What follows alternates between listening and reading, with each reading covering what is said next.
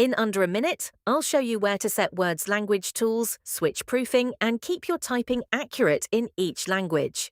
We'll use the Review tab, the Language menu, and one quick shortcut so your spelling and grammar match the language you're writing in. First, select the text you want to change. Go to the Review tab. Word groups language tools here, and it starts working on the text you select. Open Review, then Language, then Set Proofing Language. Now choose the right language and confirm it.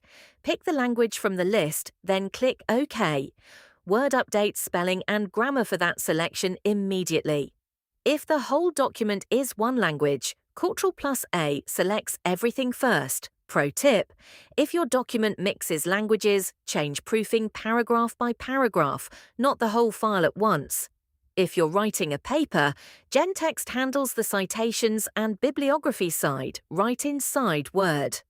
GenText is a free Word add-in for citations, paraphrasing, and bibliography.